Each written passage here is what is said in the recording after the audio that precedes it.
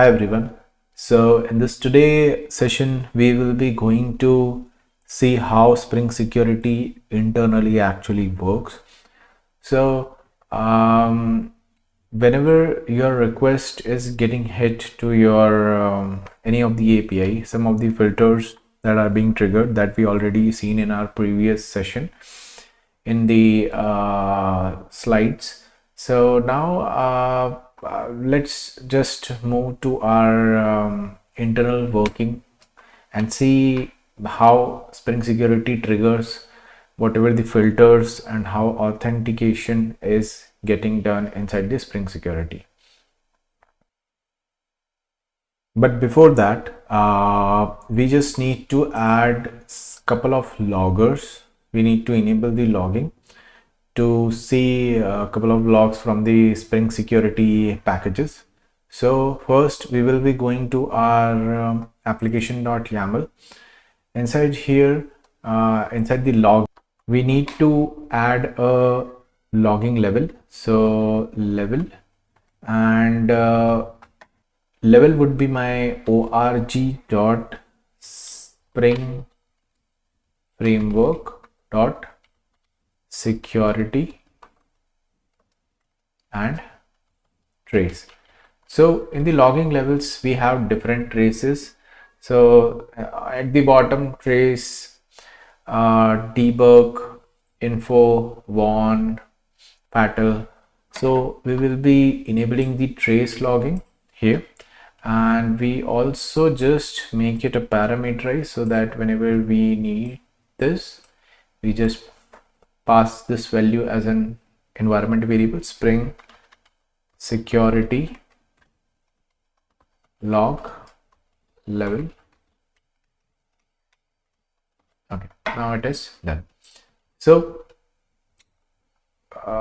so the main filters, whenever your request gets inside your application, the first filter which is getting triggered is the authorization filter. Okay, so authorization filter from Spring Security would be authorization filter from this particular module, org spring framework.security, and inside this so this authorization filter is responsible to identify whether the user is allowed to access your secure APIs without credential or without the validation.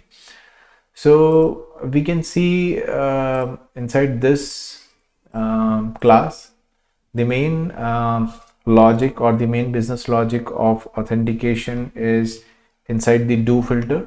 So do filter, and you can see here the HTTP servlet request object is there. Then the request is getting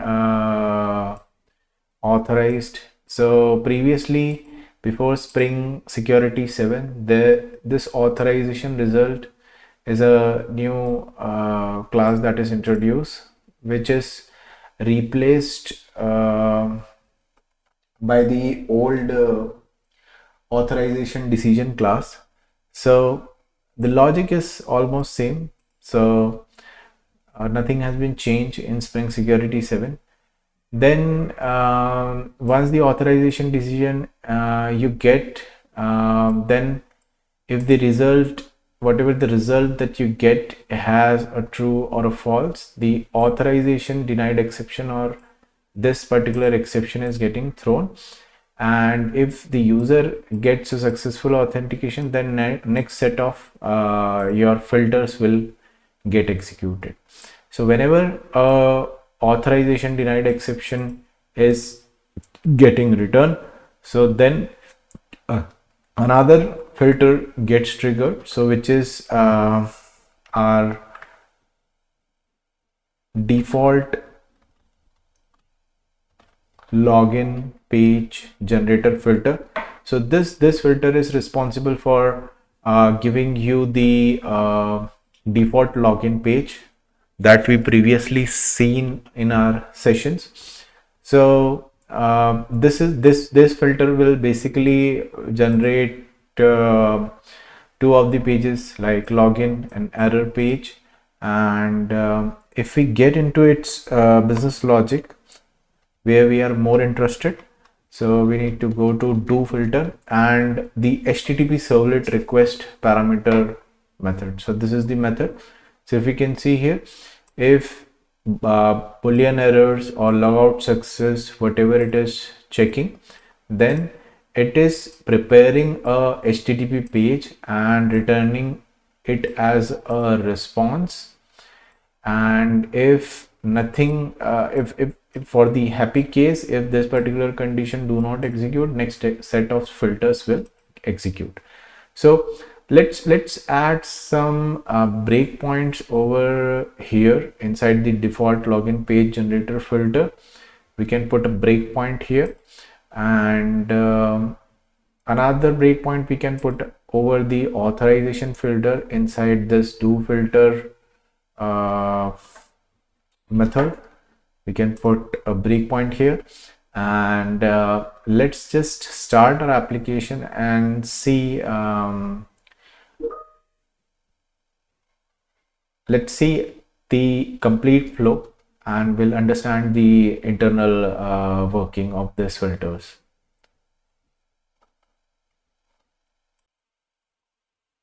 If you go onto your browser and hit localhost and user hello, so now we are at the do filter of default login page generating filter, and here your request is passed to the next set of filters, no errors.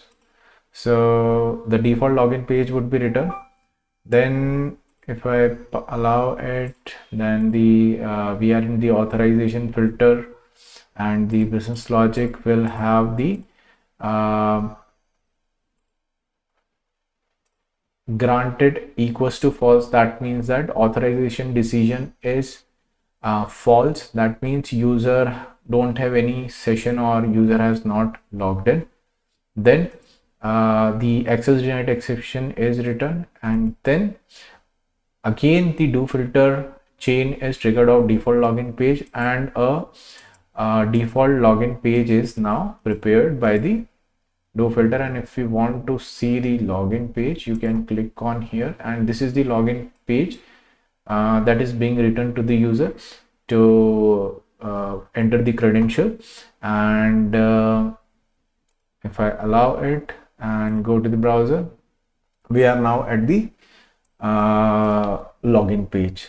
So again, if I this is the complete flow, and again if I put the wrong credentials, admin and 123, this is the wrong credentials. So now if you can observe here, the login error is true, then again the login page is prepared, and this particular time the invalid credential is getting prepared. And if we can go to the next, you can see invalid credential we got as a response. And if I put the correct credentials, again I am into default login filter.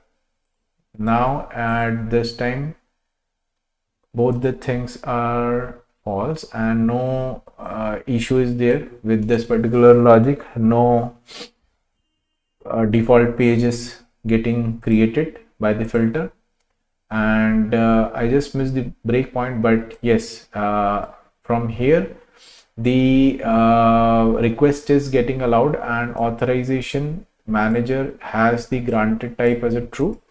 If I show to you again, we just go hit logout, and we just disable allow, and again enable the breakpoint, and just disable the breakpoint, click on logout, and I'll just enable the breakpoint again and enter the correct credential, admin, and Okay, so now we are here. False, false. No default login page is generated because the user credentials are correct. Now the authorization grant would be true. Previously it was false because the user is not allowed to access the resource because the credential was not valid or no credential was passed. Then the other filters will execute and your response will be returned. So I accidentally entered the wrong, but yeah, if I hit this again, no, nothing will check because the session has been stored into my cache. So now I got the response, and if we want to check the session, we just get into the network and or the application, and you can go to the cookies and you can see the JSession ID, and this JSession ID is linked to my principal or the actual data inside the Spring Security context. So I hope you like the video, and just do subscribe to us and share with your fellow developers, and uh, do like us, do share this session, because we will be covering more in-depth session over the Spring Security, and we will be securing one bank application that we will be seeing in the next sessions. Once we covered these basic things and in-depth functionality of the Spring Security. So I hope we are good, and I'll just catch you in the next session, and thank you.